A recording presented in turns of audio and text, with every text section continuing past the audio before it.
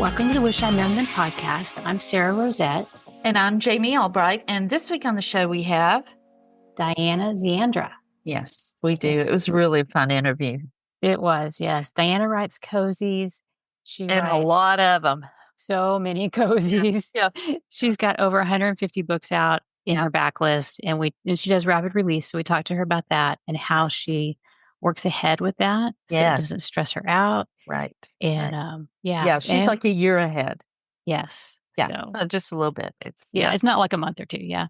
No. And she releases a book a month, and we also talked to her about creating characters readers like, and sort of a cast of characters, because her, cozies are usually episodic, and you follow the lives of this little group of people, right? And how she did that, and it was just great. And we also talked about ambition and goal setting, and dreaming big, things like that. I had a great time talking to her about that. Yeah, it was really, really great. I love that interview. Yeah. So what's been going on with you? Well, this week I am working on the illustrations for the letters, and I severely underestimated how long this would take. We talked to Hannah. As one does. Yeah, you remember we talked to Hannah Sendveg a couple of weeks ago, and she talked about how allow a lot of time, and obviously I did not. I mean, because I thought these are all custom, and I thought, well, once we get the first couple done, it'll go faster. It is. But it's only going faster by just a little bit. I mean, it's not, it's fine. It just makes me rethink how I need to do everything. I had plans for maybe a summer release, and I'm like, maybe late summer by the time I get it all in and format and everything, but it's okay. So lesson learned there. And, that's the main thing I've been working on, along with a lot of, admin stuff. I've got the letters off to be edited and stuff like that. And then also Ingram Spark is and Drafted Digital are changing their paperback pricing because of paper issues. I mean, this has been in the works for a long time. Yeah. And maybe because of the tariffs, I don't know. Yeah. But so Adriel created me this beautiful spreadsheet. She went and looked at all my paperbacks, because of course I have most of them are on Ingram Spark, but I tried out Drafted Digital. Right. I've got them all over the place, basically. And basically, I need to go in and raise my prices, which some of my books are so old that I was putting the price in the barcode. And so those prices have to be changed. Like I have to get a new barcode, without you a price. You have to get a new ISBN? No, you just take the barcode that's in there and change out. You just remove, like, mine are like $13.99, and sometimes I'm making like maybe $1 if I'm lucky. So I'm, it's been, 7 years probably since I even looked at those.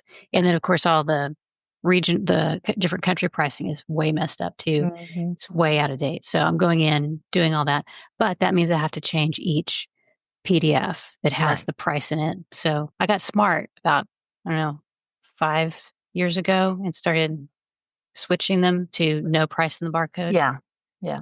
Although, you don't know what you don't know. And I'd heard, always you don't know, and you don't know what's coming. Yeah. And I'd heard that, and I was like, okay, but then I heard that if you want to sell internationally, it's smarter to not have the price, because the price is different in Canada and the UK, than in the US. So anyway, so that's like a big project I've got going. So really admin stuff. Yeah. What about you? What you got going on? Well, I have been writing. I am not finishing my first draft, but I am close. I was sick the first 2 days of this week, and really have kind of been battling. I don't know if it's allergies. I don't know. If you're at least a little bit hypochondriac, anytime you have a headache, anything sets you off, right? Yeah.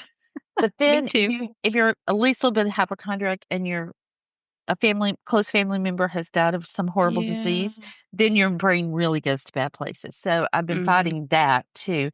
I'm almost 100% positive that it's allergies or something. But headache, dizzy. I have this weird buzzing in my head every time my eyes move. Weird. But and then it goes away. Then it comes back. So I've been fighting that, but I'm writing. The story is coming along. It's the way it's structured is nice, because I feel like it's a little easier to write. I'm not going to tell any more than that, but Right. Good. Yeah. Yeah, I have a model to follow, let's just say That's that. good. Yeah. I do And too. Every book I write, I know that yeah, there's going to be a murder, there's going to be suspects, that's there's going to be right. a reveal. So, yeah, that's going on, and then, today we're recording on Sunday, Mhm. what's today, the 7th? The 6th. 6th, the 6th. Um, I have a signing at a tea shop here with 5 other authors today, and, it'll be really fun. It's kind of a small, intimate event. I think there are 30 people gonna be there, Mhm. so, Mhm. but it'll be fun. It'll be my first signing in a long time. My assistant flew in and a friend of hers, so they've been here, and we went to Round Top, Texas yesterday, which is a big Ooh. antiques flea market kinda thing, and Yes. that was super fun, but, um, yeah, and then tomorrow we leave to go to our writers thing, Mhm. for a week, Yes. so, yeah, I'm kinda busy, but I'm traveling alone tomorrow. I thought I was gonna have somebody with me, but I'm traveling Mm. alone, so I'm gonna try dictation on the way and see Ooh. if I can get a few more chapters in, before Yeah. we get there, because 'cause it'll be harder to write when we're there, but, Yeah. yeah. Yeah. Yeah, Well, I have like 16,000 podcasts to listen to. That's what I'm gonna do yeah, on the way over. yeah, I have my yeah, playlist all curated, ready to I go. know. Yeah, ready to go. But, anyway, yeah, so that's Yeah. what's going on with me. Just Okay. doing pretty Well, well, cool. except if I could get rid of this headache, but, Yeah. Well, today I yeah, feel pretty good, so I'm good. very grateful for that. Yeah, I'm sure the pollen and Yeah. invasion is not helping. Yeah, So, as I think I said last time, the Earth has become uninhabitable for me, during the yeah, allergy season. I know it's so I'm bad. about to start a GoFundMe to move me to another planet until To the somewhere really dry allergy with no season is over. plants. Yeah, Yeah. exactly. Yeah. Oh Yeah. gosh. Yeah, another Well, planet or the desert. Yeah, exactly. yeah, that would work too. Yeah. Yeah, Well, we don't have any new supporters this week, but thanks to all the supporters who are still supporting us. We really yeah, appreciate it. yeah, And now we have the new post show green room chats. yeah. There's one out with Jen Graybill, and then we'll have another one out this week. With Elizabeth O'Rourke talking about how she dictated her book start to the editor in a month. So, Yes. Yeah. So we this will week is all about speed yes, in yes. I the mean, episode and the post episode. right. I'm afraid to get too fast. People are gonna think if I put out a book faster than once a year that I'm using AI. I'm not. But I just We try to probably don't need to worry about that though, yeah, because we're still I pretty slow. yeah. I'm Yes. reading an excerpt from Rockstar, Uh-huh. Running from a Rockstar at this tea, and Oh. I went in and read a few excerpts just to see which one I wanted to do. And it was a little cringy, reading Oh, you no. I Oh, it haven't read is, it's hard. I haven't I read that book in a while, and I'm like, I wouldn't have used that word or oh, that you mean phrase cringy or like what that. I yeah, just cringy like that. but you can Um, edit it if you're reading it aloud. You can do whatever I you know want. I can edit it, but, anyway, yeah, so that was kind Yeah. of like, "Oh, I haven't looked at that book Yeah. in a while," so Yeah. but it But was reading anything aloud is cringy for me. oh, yeah, Like, I have a huge yeah, it's 3rd hard. grade fear of standing up and Yeah. reading in front of Yeah. people, yeah, so Which is so funny because 'cause you're so unafraid to just talk off the cuff. yeah, You're I can fine with talk that. off the cuff, don't make me read anything. Yeah, Yeah. Yeah. it's very, Well, very I stressful. have 2 bits of news before we Yes, go. TropeCon, we had Jennifer Hilt on a yes, couple of weeks ago. That's going on. It will have gone on the previous weekend by the time this comes out, right. but you can still sign up for it, and you still have access for a long time to all of her, Mm. people she had. I looked up the list, and it's got, like, Steph Green, Cindy Dees, Inez Johnson, Russell Nolte, Theodore Ooh, good Taylor. people. Yeah, I mean, yeah, lots of people talking about very interesting trope stuff. So you can yeah. sign up for that. And there will be a link in the show notes, and that's an affiliate code. And I also want to mention this podcast goes out as audio only onto YouTube.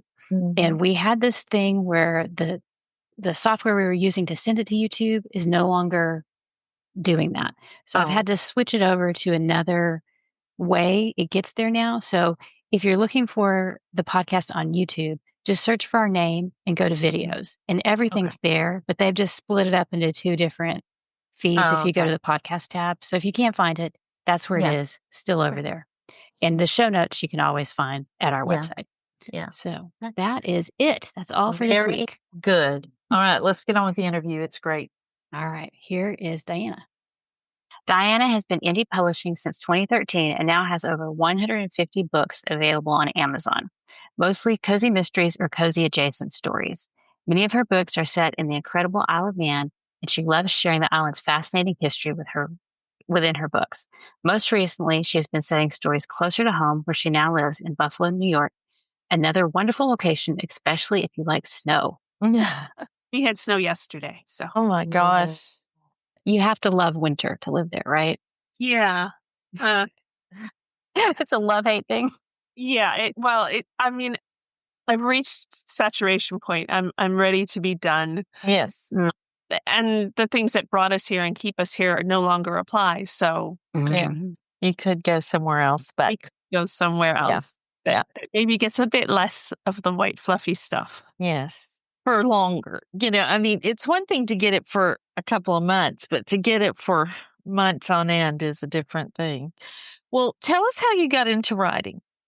So I'm one of those people that's always written. Like before I wrote, I was just imagining stories. But, as soon as my mother gave me a box full of like handwritten and typed up stories that I'd written from the time I was little. And the stories have always been a part of my life. And I always wanted to be able to turn that into a job. But, it was never, I think maybe 3 times in my entire life, I worked up the nerve to send something to a publisher or an agent. And then I got a rejection and I thought, well, that means I'm a terrible writer. Like I didn't understand the business enough to know that it meant it wasn't right for them. I mean, that's what the letter said. You don't believe that, right? My immediate reaction was, I'm a terrible writer. I shouldn't be doing this. Right. So I just sort of wrote for my own fun until hubby and I had a conversation because I was job hunting and I couldn't find anything. I was looking for the perfect job that worked around my kids' schedules. My kids, which doesn't exist, right? Right. I had one in middle school and one in high school, and I was really looking to work in one of the school districts that would be close, right? But so were all the other moms. And my husband said, have you thought about just publishing yourself now? Because he had just read an article about the indie publishing revolution. This was like late 2012. And I was like, I don't even know what you're talking about. So I did a little bit of research. And in 2013, I just started putting everything I had in my bottom drawer up on Amazon and hoping that something would stick. Yeah. It didn't work. Oh, really?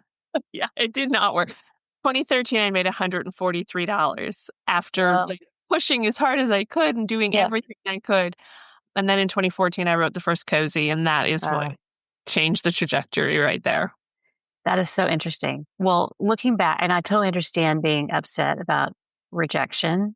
And if you're not familiar with it, that's like part of the process is to be traditionally published, you get rejected a lot. Usually it's a rite of passage. There are some unicorn people who are like, oh, I applied and got an agent, got a publishing deal right away, which that's unusual. So looking back from that time to now, what is your definition of success? Because things have changed a lot for you. So I always tell new authors when I talk to them, write down now goals and stretch goals, where you think you really want to be, and then what would absolutely blow your mind. Because I didn't do any of that. And when I started, I wanted to get my kids through college debt free. So I wanted to make enough money to pay their tuition at UB, at University of Buffalo, so they didn't have to pay for it. And that was my bare minimum goal. They've both graduated now. They both got full ride scholarships, so I didn't even have to do it. If I had written down some idea of this is my success point, I know that I have blown well past that now. I know that I have done so much better than I ever thought I would. But the goalposts move. As soon as you sell a couple of books, you want to sell a couple more. And then you want to push to, year 2, I made 11 grand. Year 3, I said, I'm going to make 50K. And my husband kind of laughed at me, which just made me more determined. But yes. But then, I ended up on 92K for that year. And it was like, okay, well, I still have terrible imposter syndrome. Like we are now, however many years on, I have made X amount of dollars and I still have terrible imposter syndrome. So intellectually, I feel like I'm successful at what I do, but deep down inside, I don't know. I should have written down this is my goal. This is my, this will make me feel like I've done it. And then when I got there, I should have been, I should have celebrated, but. Right. But we don't. We don't. No. We maybe do a dinner out, and that's it. You know, I didn't that's do not, that. yeah, and that's not even enough.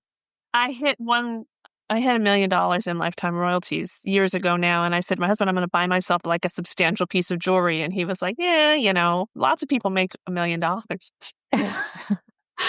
Thanks, man. Appreciate that.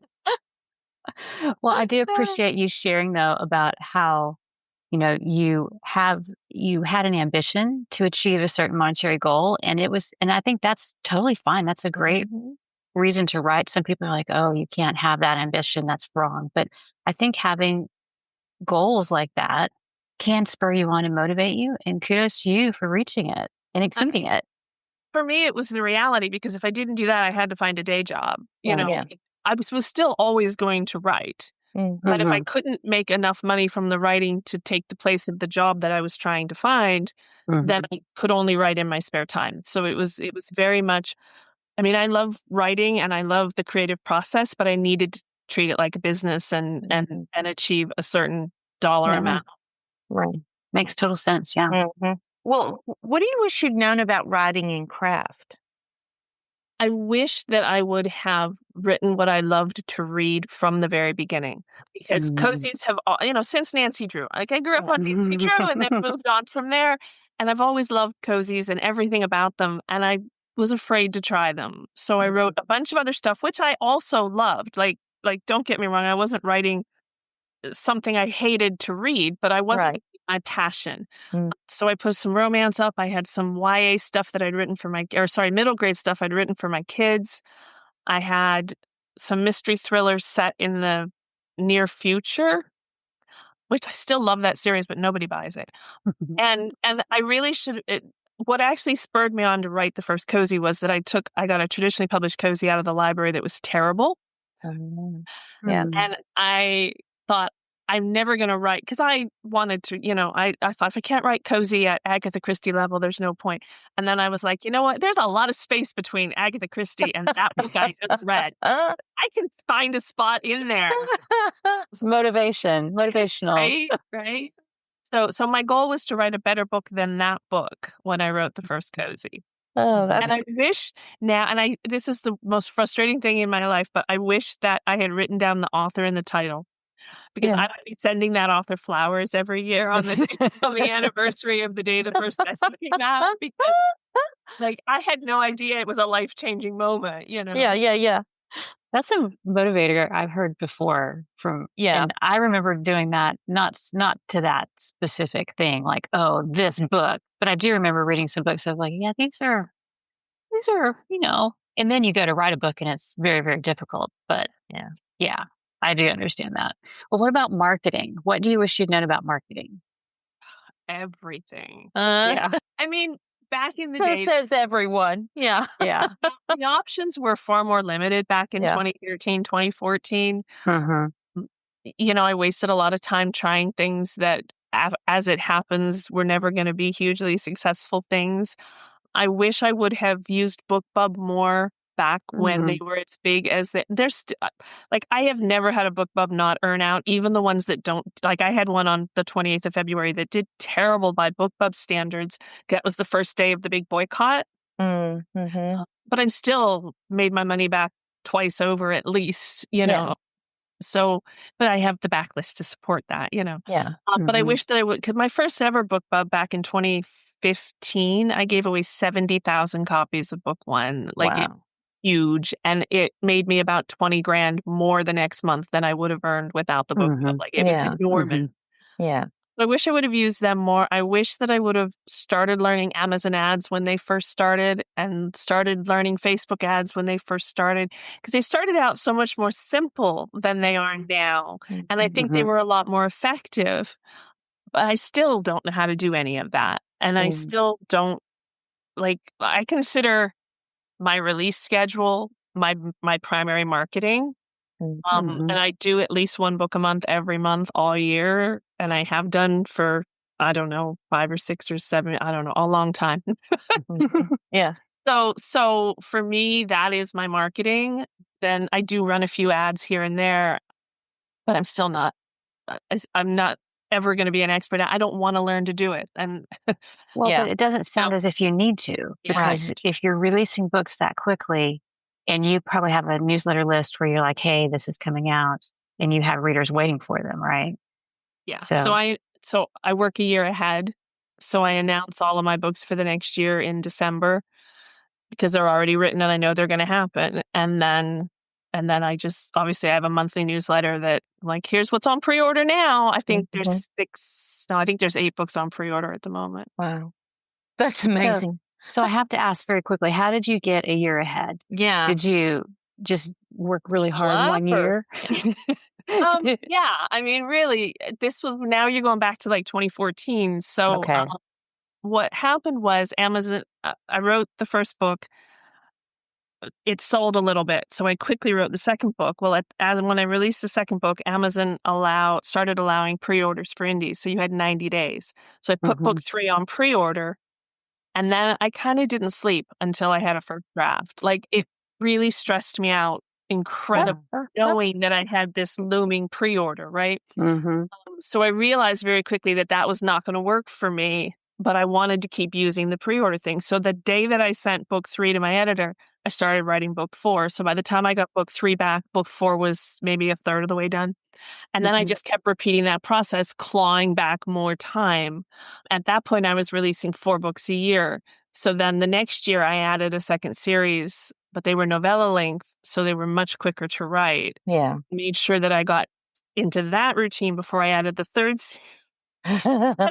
series, which then, so it went like January was book series A, then February would be series B, and then March would be series C, and then it would repeat. So it was 1 book every month across those 3 series. I'm currently writing in 7 series, which is a totally different story, but so it is a lot more complicated, the process, but it took me a long time to get a process and to get where I am. Well, I mean, like when you sit down to write, do you draft? I mean, or do you have an outline? Do you know what you're going to write, or do the words just come? It's a the more books I've written, the less I've drafted them. So because I'm a year ahead, what I do is I write in blocks of books. So I will write 3 books for Bessie. And then I will write 3 books for Janet. And then I will write however many are going to, the series don't necessarily sell as well. And I will, before I start those 3 books, I will do a very rough outline of what's going to happen in those books. So I will make lists of characters and I will make marginal notes about who they're going to be and how they're related. Usually there's a murder, so it'll be this is the guy that's going to die, and this is his wife and his best friend and his wife's boyfriend or whatever. And then it depends on the series. So certain series, there are certain things that always happen. Like in the Bessie series, they always have dinner at Bessie's cottage. So that has to be a chapter. And in the Bessie series, because the Bessie series is a cold case series now, but there's always a mystery that's happening on the island that she's investigating as well.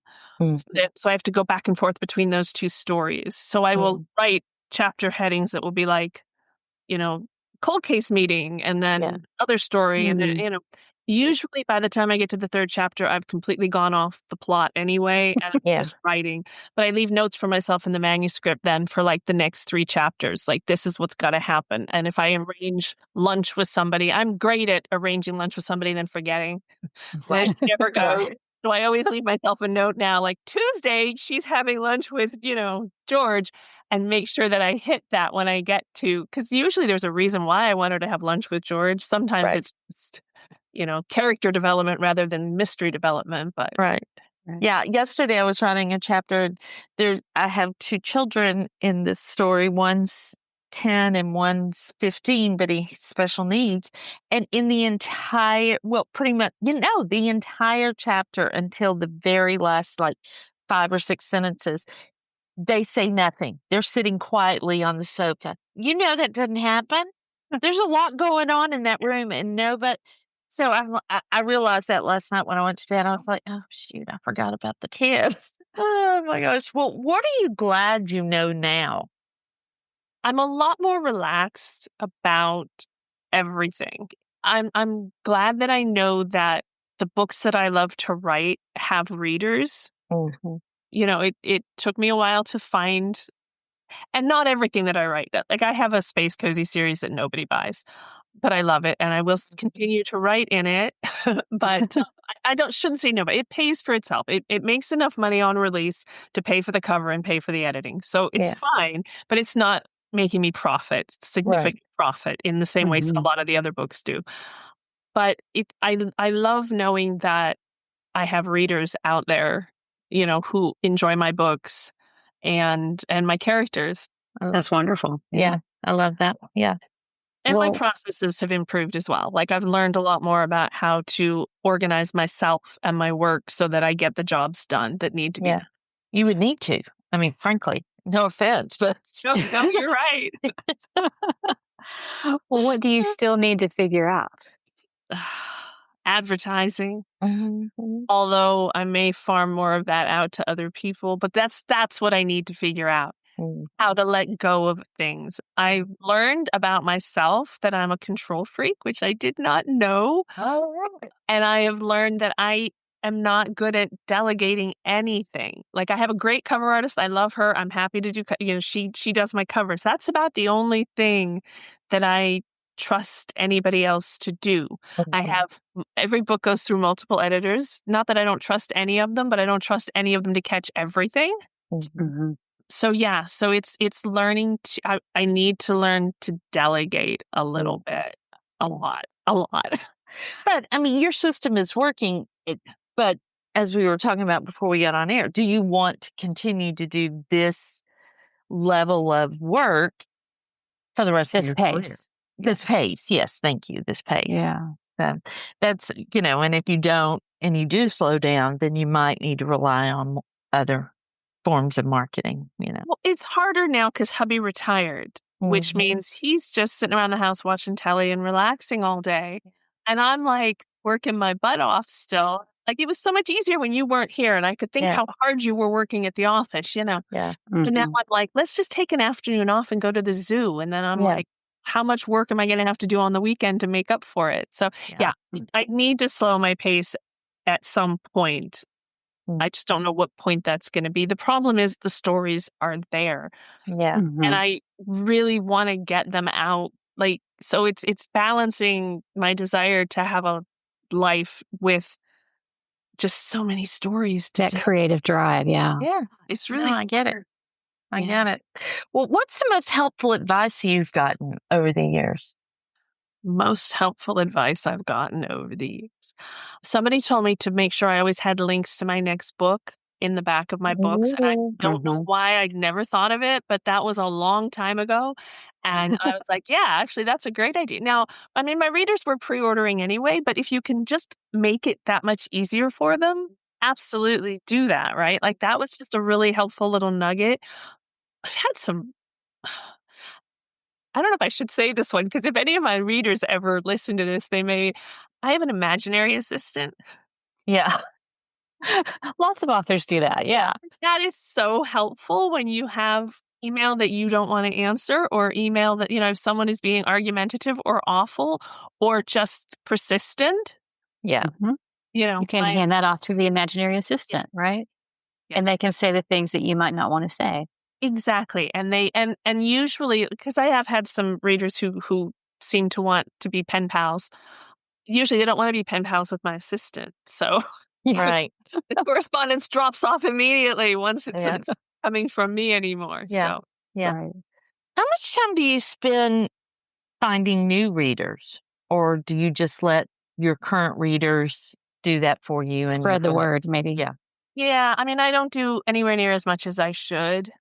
I don't know if you ever heard Sean Inman talk about using Facebook, but it's his primary way of finding readers and talking, and he is fantastic at it. He posts multiple times a day, and he gets so much interaction. It's unbelievable. I post every day. I will say that. I post 7 days a week, and I have built up a fairly interactive group. It's not a group, it's just my page, just my Diana Xarissa page. But we talk every day, and we have certain days of the week for certain things. So like Tuesday is Good News Tuesday. Right.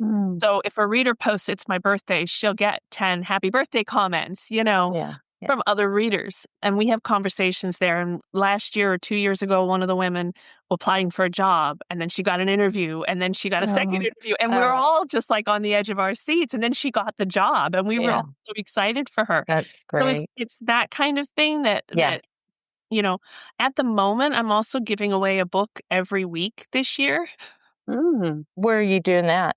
So I'm only telling my newsletter and my Facebook group. I'm not doing. I did one book bub for one of them. Right. But basically, I'm really just, and it's not like a huge, I want to find a whole bunch of new readers. It's more a reward for my regular readers who are reading me all the time, because most of them read me in KU.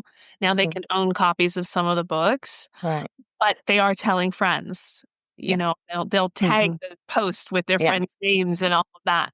So hopefully I'll pick up a handful of new readers that way. But also I'm hoping to nurture the relationships with my existing readers. Right. Right. Very good. Yeah. And that's important to eat. Sometimes we forget to take care of the ones that are with us already. The person who brought us to the dance, basically. Yeah, exactly. What's the biggest change you've had to make in your thinking? Yeah. So it's mindset. It's treating this like a business. And I said that earlier, but I'm terrible at that. And I was terrible at that when I started. And again, it comes back to the imposter syndrome thing. If I told myself and everyone else that it was kind of just a hobby, then if it failed miserably, it wouldn't hurt so much, right? That's what I thought. But nobody cares if I can't learn to crochet. Right, exactly. Right? So or if you didn't finish that Afghan, Right. So I told myself and anybody I talked to that I was doing this, I'm just throwing a couple books up on Amazon. It's kind of my hobby. And, and I did that persistently until 2018 when I had a conversation with Joe Solari at 20 Books Vegas. It was the second 20 Books. He very kindly agreed to meet anybody that wanted to meet for 20 minutes. And I was late to sign up. So I got the very first slot, like, I don't know, 7 o'clock, 8 o'clock in the morning or something.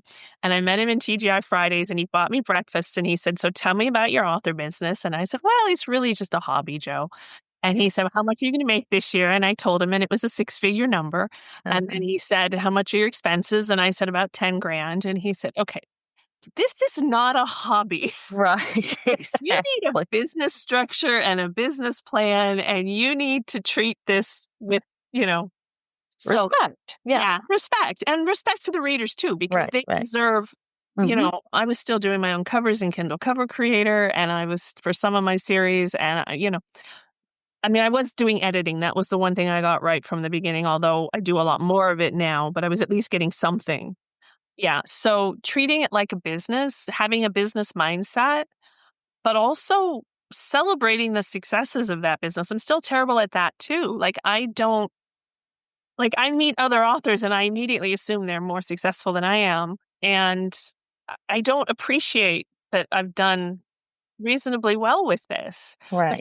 The first conference I went to in Vegas, I just assumed everybody there was making 6 figures. And I'm having conversations with people and they're like struggling. And I'm like, oh, wait, maybe, and one other author said to me, "You're killing it, right?" And I'm like, "Well, I'm making a little bit of money." He's like, Yeah. That's how I found out too. Yeah. Because I didn't know. You don't know. Well, if you were starting over, what would you do differently? Would it be the business thing or would it be something else? It would definitely be the business thing. For one thing, I would definitely use professional covers from the start, get a second round of edits from the start, invest some money, expect to have to. See, that was the thing. My husband said I could do whatever I wanted as long as it didn't cost a penny. Yeah. So I made my own covers. I got my sister to do my edits. And my sister is unbelievably good. She's still one of my editors, but she did it in exchange for vague promises of shares in future royalties at the time. And but I would say to my husband, "Look, I need $5,000 to start this business. You can't start a restaurant without renting a space and buying some tables and exactly. But if it's a hobby, how much is a skein of yarn and a crochet hook, right? Yeah.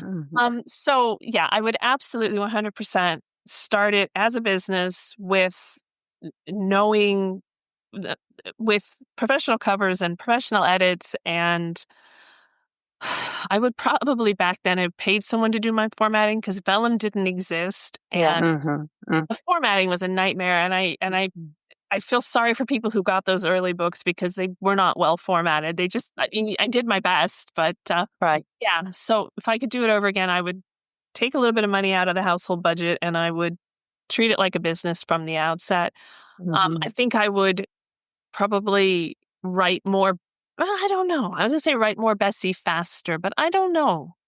Like, I love all of my series and all of my characters, so I don't know. I couldn't take time away from them. Never mind. I wouldn't the writing. So is Bessie your best-selling series? Yeah, she was my first, and I cringe when I look back because I think the first book is not great.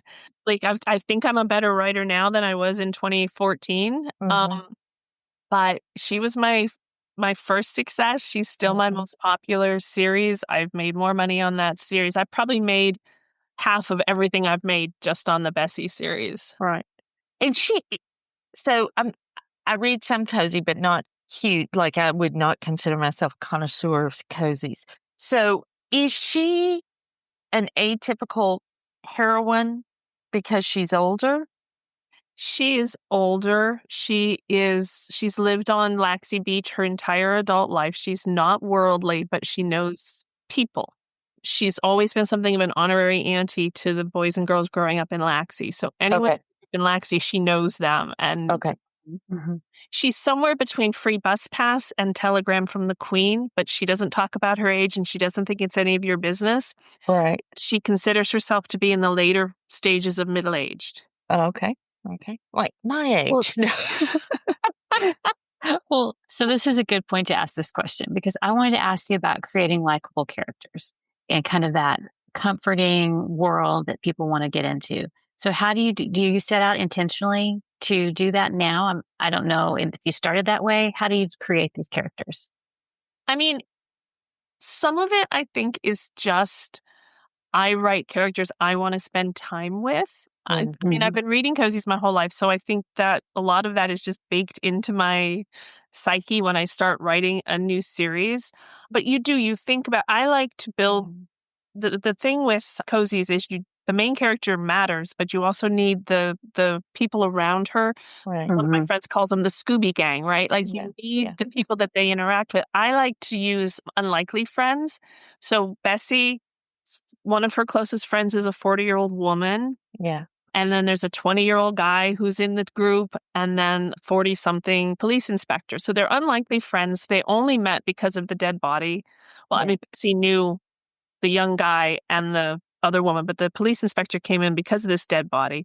And it just sort of, they coalesce as a Scooby gang. And then obviously, 25 bodies later, wrap up the series. So right. And they're in all the books? Yes. Yeah. So it's not just Bessie then, it's her. So, I mean, do you set out to, like, in the beginning, did you set out to say, these are the things I want my readers to feel, or did you just start writing the books? I just started writing, and so, I mean, this was a long time ago. Sure. Yeah. I had certain ideas about how the story was going to go, and I was wrong. And I knew who did it until the last chapter, and then I realized I was wrong about that as well. Right.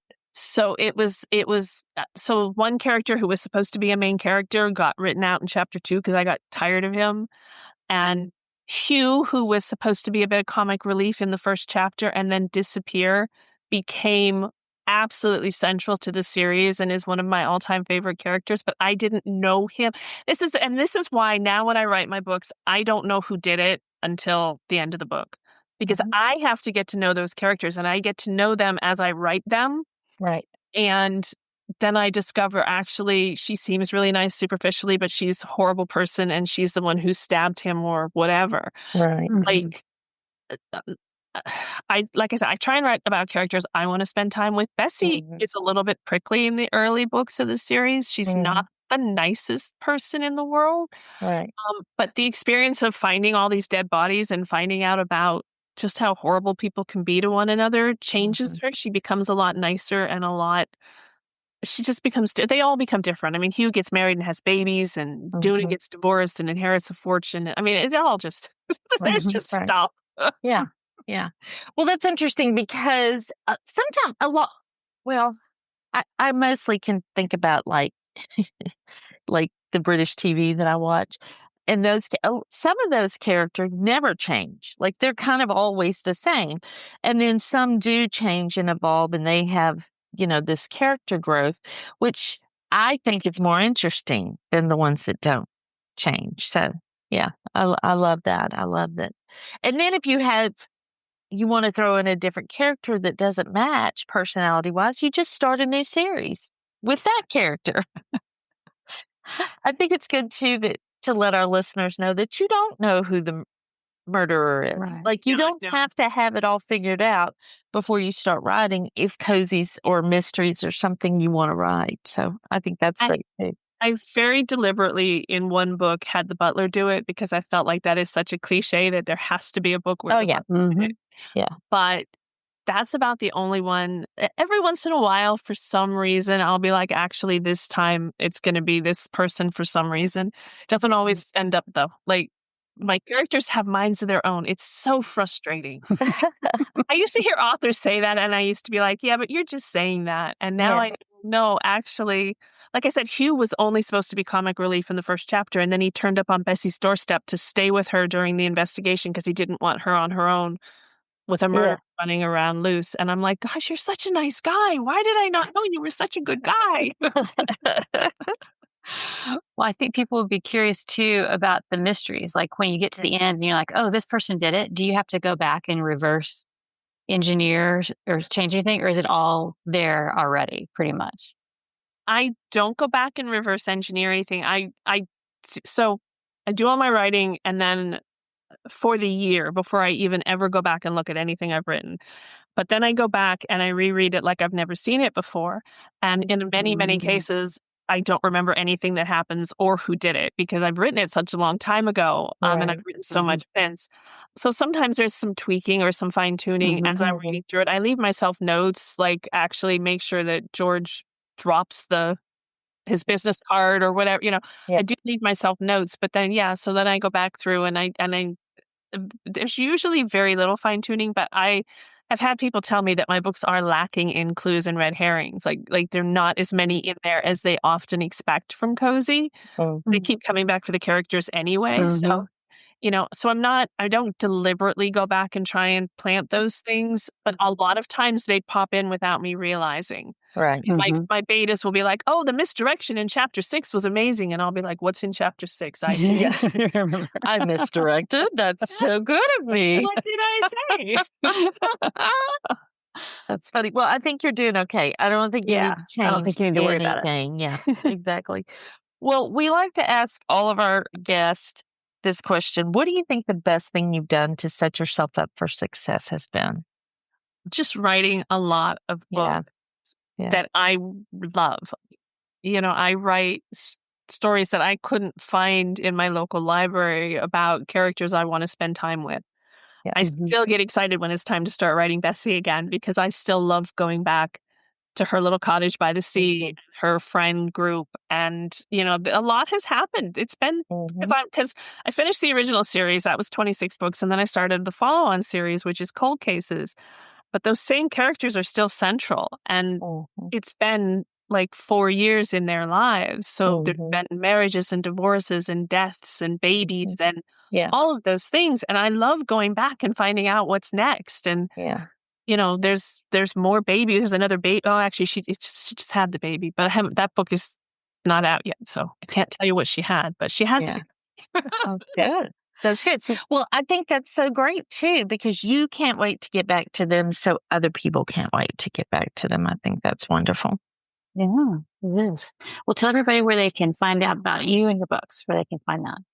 The easiest place is www.dianaxarissa.com, and it's XARISSA, Diana Xarissa, all one word, .com. Perfect. All right. Well, we will have that link in the show notes. And thanks for being here today. It's been a lot of fun just to talk about books and mystery. Yeah. It was great fun to talk to you guys. You were two of my favorite people in indie publishing, and I love when I get to catch up with you at conferences and stuff. So we'll have to try and do that later in the year. I know. Same. That'd be great. Same. Yeah. All right. Well, thanks for listening today. You can support the podcast at wishidknownforwriters.com/support. And you can find the show notes at wishidknownforwriters.com. See you next week. Bye. Bye.